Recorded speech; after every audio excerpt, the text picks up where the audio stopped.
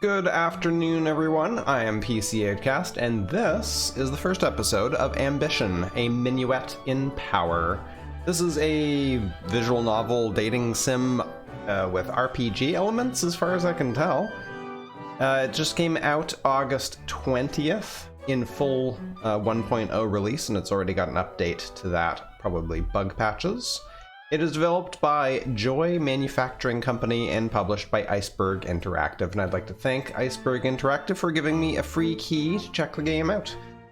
And let's read the description quickly. 18th century Paris, a city of love, lies, and revolution. You are a woman of fashion, trying to survive the political turmoil.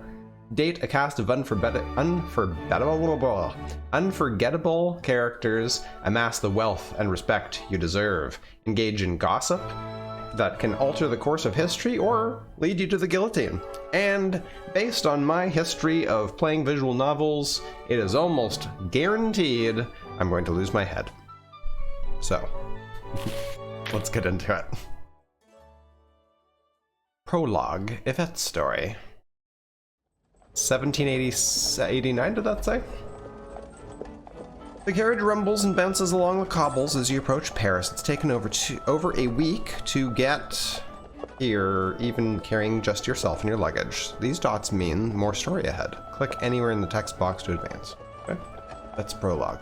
We have 100 pounds? 100 pounds. Your fiancé, Armand, arranged for the carriage to take you from your small village to a tavern he enjoys called the Orphan's Feast. There he'll meet up with you. You'll likely take dinner together, and then he'll show you your new home in Paris. For now, though, you've already finished all your books, and Armand's letter is your only entertainment, other than staring at the window. These buttons in the text box let you select what you'll do or say. Click one.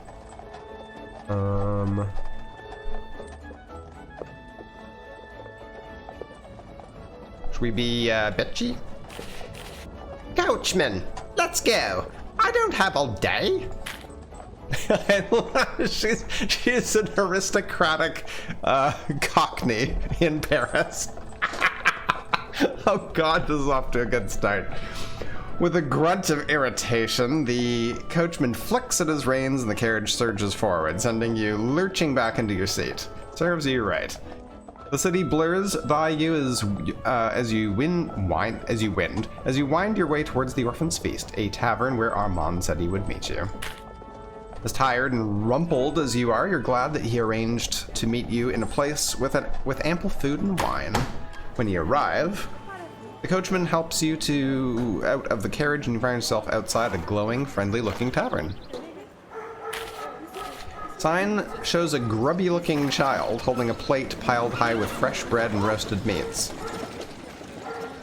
Here goes nothing. Oh no, I think I'm turning into, what character talks like that? I can't remember. Anyway, inside, a woman polishing a lantern looks up at you as you enter. Her face breaks into a bright smile. Bonjour, madame, and welcome to the Orphan's Feast. Her eyes linger expectantly on the door for a moment before settling on you. You're suddenly reminded of how rare it is for women to travel by themselves. How may I be of service? She asks. Oh. Tutorial? No, you know what? We're just gonna jump right into it. I'm looking for my fiancé, Baron Armand de Marbeau. You know where he is? Huh. A nice ellipse there. Oh, a missing person. That sounds interesting, she says with a devious smile. Barmaid pauses to think. I haven't heard that name before, but I just started working today. If you ask around, some of our patrons might know where to find your fiancé. I apologize to all my Cockney and French friends. While you only have one outfit to your name at the moment, man, you really are poor. The Orphan's Feast doesn't feel like a particularly judgmental place in terms of fashion. Well, I mean, there's a grubby-looking child outside, so that's probably fine. Your credibility won't be shifted by what you're wearing here. That's good. As long as you explore the tavern and talk to people, you should find Armand soon enough. Okay, so we can talk to different people. We already talked to her, I assume. Remaining turns. Oh, interesting. So we can only talk to 2 of the 3, I guess. Well, let's talk to the young man by the fire. While you search for Armand, a handsome young man approaches you. Perhaps he'll be able to help. -5 to 10 credibility? 0 to 5 peril. Okay. What about this one? At least we get to see what happens. A fellow traveler sits at a nearby table, having recently become acquainted with Paris himself. Perhaps he'll be able to point you in the right direction. 1 to 0. Ludovico favor? Ludovosio. It looks Italian, but I don't know. Is that minus? It does seem like minus. -10 to 5? What does that mean? I don't get it. Peril. Favor with Alex. So favor with whoever that is, and favor with them. Reduction. I assume it's a reduction of credibility, but I don't understand the 10 to 5. Okay. Oh, there's also Honorad favor. Okay, whatever. There's all kinds of possibilities. So let's see what happens. You approach a man standing by himself. His wig is slightly disheveled, and he has fresh mud on his boots.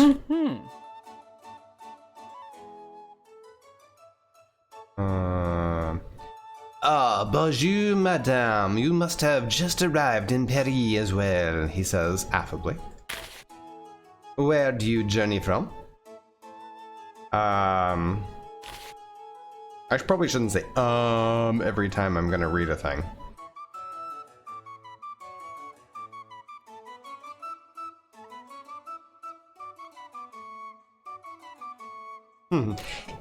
It was nowhere significant. I'm happier here. Huh. Her voice constantly changes. Well, madame, you are in luck, for you have arrived in the most significant city in all the world. And what has brought you to this bustling metropole? I'm probably completely butchering French.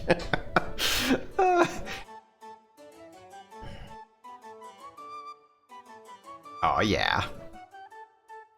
Paris is a hub of trade, wealth, and craftsmen. It's where I can get the lifestyle I want and I deserve.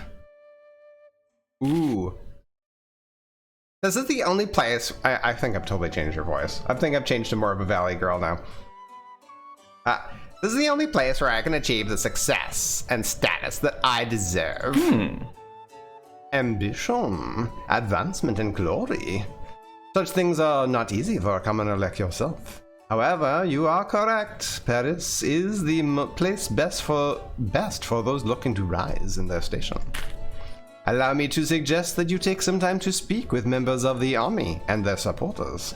They come from backgrounds both high and low, yet they're all willing to sacrifice so much to raise their station just a little. You've gained favor with the members of the military. Don't worry, you'll meet them later. Okay.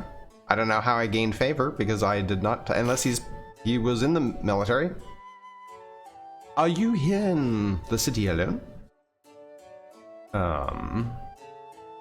I'm actually looking for someone. Do you know where I can find Baron de Marval?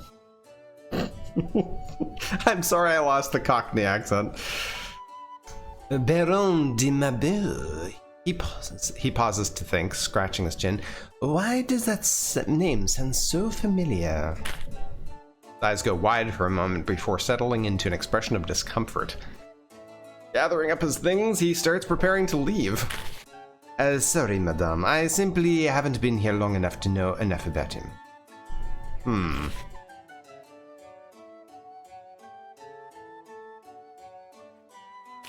Grab his wrist.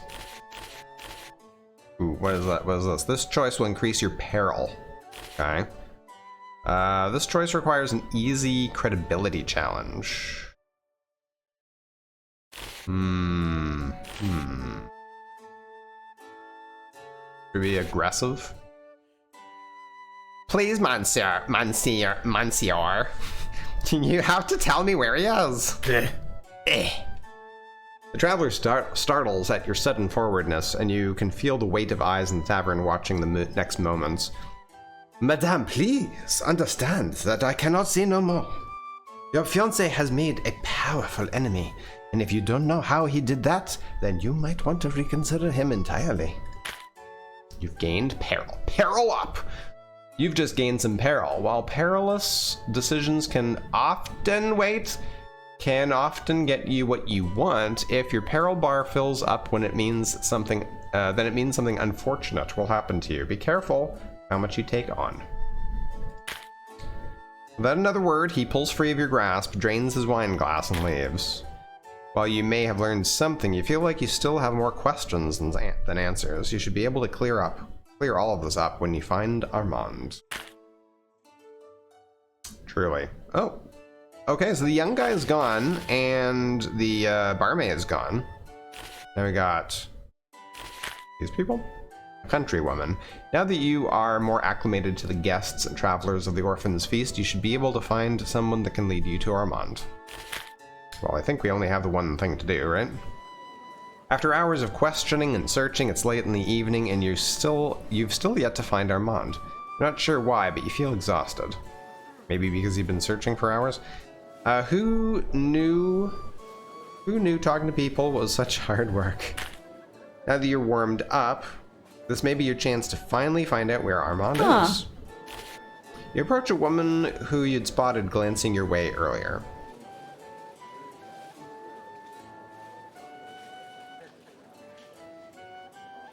What is this? This choice is for characterization purposes. Will not impact your path or stats.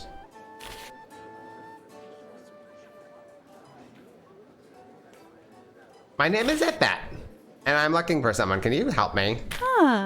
Collapse nervously at your request, shifting from foot to foot. She makes small talk for a brief moment before excusing herself and disappearing into the crowd. The room appears to be emptying out. That was quick. A gentleman you remember seeing earlier walks by. It might prove a little more useful. This is also all just characterization. Excuse me, can you help a woman in need? You know a man named Armand? He looks at you, glances over to the woman who you spoke with earlier, then quickens his pace as he walks by. The room is emptying out even faster now. You manage to get the attention of another woman. Could you? She doesn't even slow down before she leaves. After a third person gives you the cold shoulder, you start to wonder what happened. Are you really that out of place? Is it something about Armand? What's going on? Still, you check around the Orphan's Feast one last time. There's no sign of Armand, not even an open tap with the tavern keep. Well now. After waiting around for a few hours, you leave the Orphan's Feast, dragging your small mountain of luggage behind you. After all, the coach was only hired to take you to the tavern. Armand may not have been waiting for you like he said he would, but you memorized his address from all the times you wrote it on your letters to him. It's the middle of the night. Really? People only leave the tavern in the middle of the night? Okay. But the street is still teeming with life.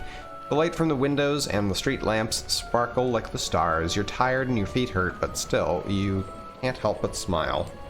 This is it. This is Paris. No matter what happens, you're still here. Oh, well, hello. Home sweet home. For a brief moment, you're not a country girl dragging luggage through the streets. You're the person you feel that you are when you close your eyes alone.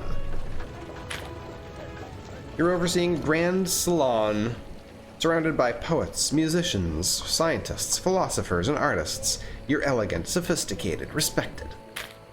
You're getting close to the address. Armand never described his living conditions much, but he's the son of a baron and his family was always well-to-do, especially compared to yours. You spent a lot of time in that carriage wondering about the home you'd spend your new life in. Still, you didn't expect this. Looking good. Calling the house rustic would imply that you were out in the country, not in the center of a city. The neighborhood's nice enough, but you're worried that if you breathe too hard on the building, it'll fall over. A well-kept woman in the attire of a maid opens the door and approaches you. Ah, bonjour. I assume you must be Madame Yvette. My name is Camille. Monsieur... Monsieur? Monsieur Armand told me to expect you. Is this where he lives? Oh, God, the rats in there ate him, didn't they? Uh-huh. That was beautiful. Oh, my. Look at that smile.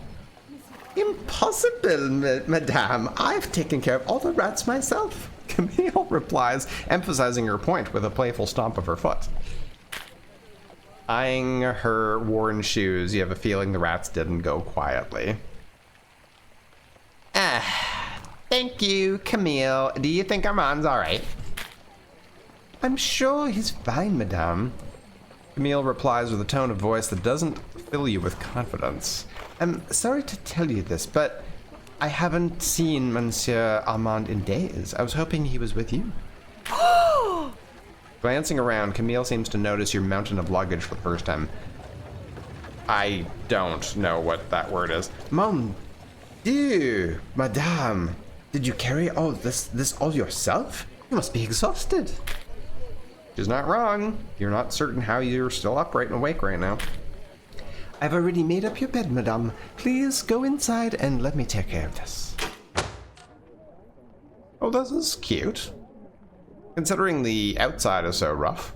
You take your diary and leave the heavy lifting to Camille. The inside of the house isn't much better than the outside. Oh, come on. Doesn't look too bad. Camille keeps the place tidy, but she can only do so much. Still, you don't care about that right now. You're just happy to have a roof over your head. You flop down on a nearby couch, open your diary, and start to write. You're tired, disappointed, and perhaps abandoned. But writing things down always helps you make sense of a situation.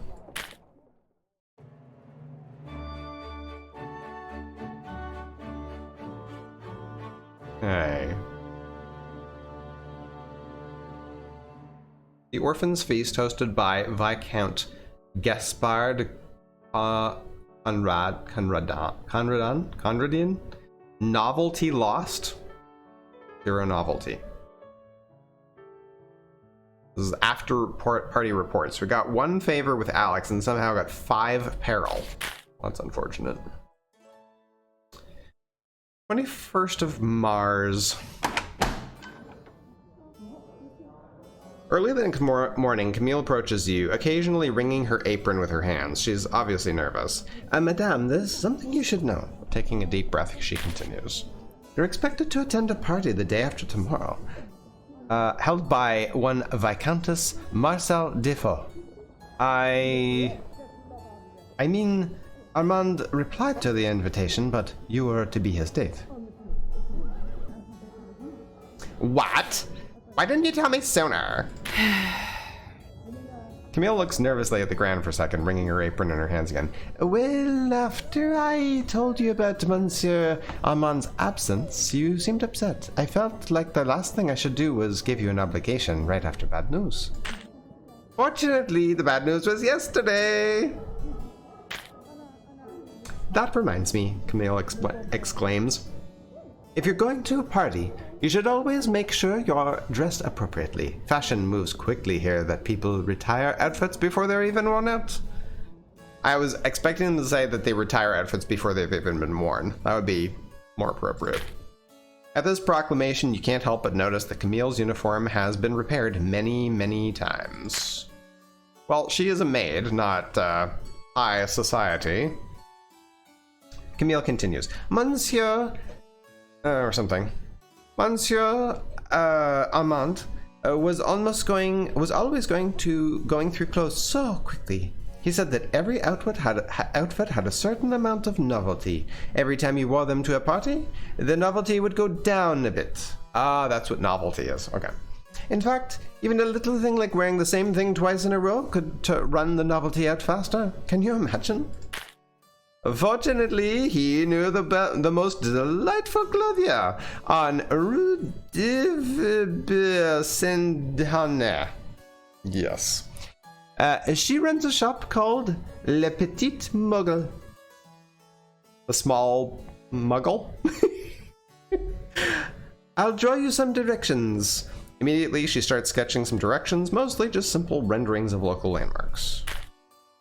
Le Petit Muggle is now available to visit in the Paris map. If you head out today, you should be well prepared for the party tomorrow night.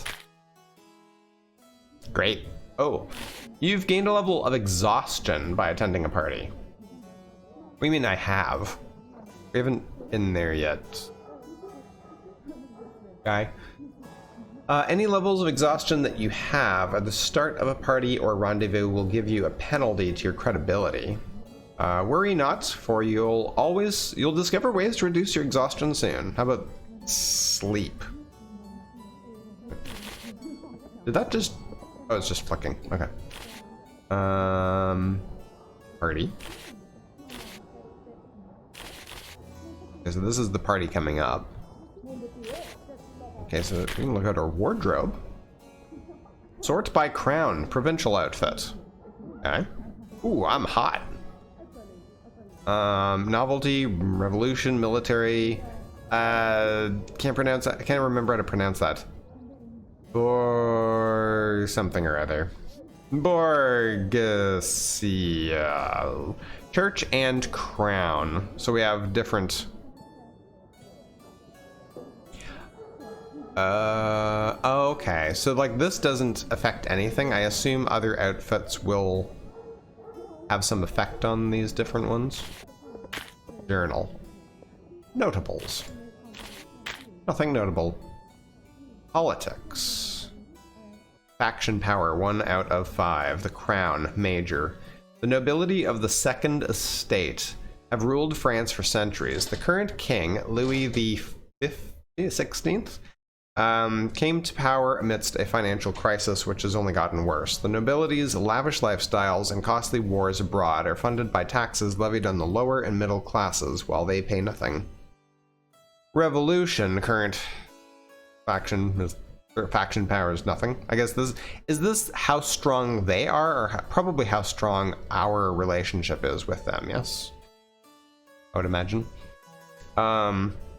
First half of the Third Estate. The poorest commoners of France are great in numbers, but lacking in real political power.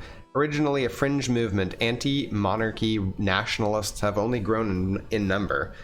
A violent clash between the revolutionaries and the crown is all but inevitable. They're also a major player. The church is minor, and apparently we have 3 out of 5 allegiance to them. That's what I'm assuming. Anyway. The First Estate wields strong political influence and owns a great deal of land throughout the kingdom, despite the fact that their first loyalty is to the Pope in Rome. The many privileges enjoyed by the church have become a source of resentment among more patriotic Frenchmen. The military, minor. The armies of France are considered among the most powerful in Europe. Though sworn to protect the king, the cost of foreign wars and unrest at home has led to harsh conditions and poverty wages for the common soldiers. This has left their loyalties strained. And the bourgeois? I don't know. The newest of the factions, I should probably look up how to pronounce that. We'll say bourgeois for now, is the merchants, tradespeople, and academics of the commoners in the Third Estate. So they're also part of this Third Estate. While the bourgeois is wealthy, they lack the titles of the noble classes and thus bear the majority of the country's tax burden. This has created some resentment. Some resentment, you say. Gossip. Currently nothing. Pierre's requests available. Nothing. Okay. Well, explore Paris. So we literally know of one place. Can I move the map? No. Point of interest. That's a rose. Shop. Current objective is not really anything. And there's an incident. I guess this is side quests. This is pretty cool. This is a lot more in depth than the visual novels I played before. Do we have time in this episode? Yeah, let's go and check this out. A small shop run by the dressmaker Fatima Sheena.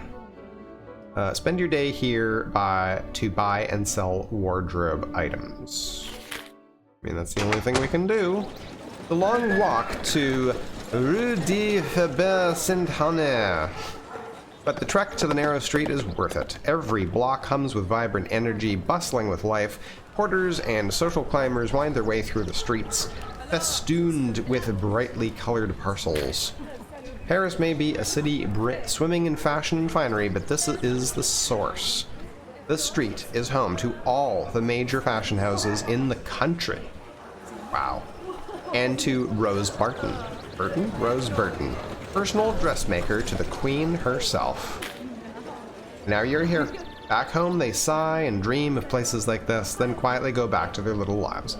Not you. Your circumstances may be less than ideal, but you're still here. Le Petite Mogul. You mumble to yourself idly, trying to make sure you remember the name of the shop. Eventually, you find a small boutique tucked between some far grander buildings. I need to get, like a good screenshot for a thumbnail. You open the door and walk into the tiny shop, which seems even smaller due to how absolutely full it is. This isn't just a boutique, it's a workshop for whoever works here. Rolls of gorgeous fabric cover every available service. A cloying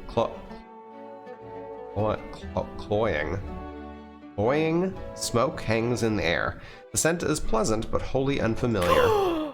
As soon as the door swings shut behind you, you hear a sudden rustling of fabric further in the store. A customer!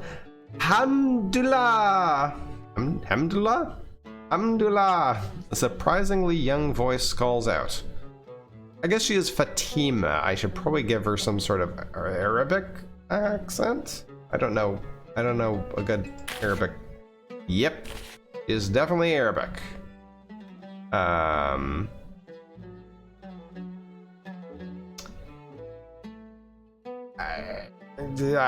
don't know. I don't know a good thing. Well, we'll continue. She is in Paris, so we'll continue with the French. Bonjour, madame, and welcome to Le Petite Mogul. A woman, presumably the owner, calls out to you. How may I help you? I have an important party. What is that smell? Oh, that. Her cheeks flush with embarrassment. That's lucky incense. I light it on slow business days. Ah, yes.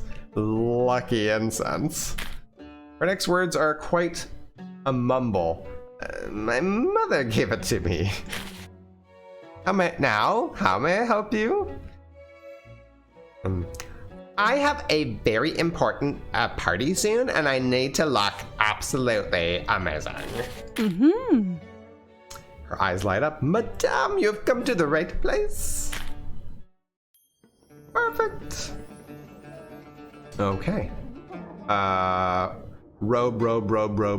Okay, great. Minus 15 to the crown, plus 3 to the church, plus 4 to the military, minus 3 to the bourgeois, something, the merchants. 15 to revolution, and it currently has 100 notoriety. It's more expensive than we can afford. We can afford that one, that one, that one, and that one. How come they all look the same? These are the same, and then these are all the same. That's too bad. Be a little bit more variety there. Okay, so we can get in real good with the military and a little bit with the bourgeois, and the church won't like this one. Church doesn't like that one. Church does like that one. Doesn't like that one. Does like that one. Okay, Crown doesn't like that. Church, military loves it. Revolution likes it.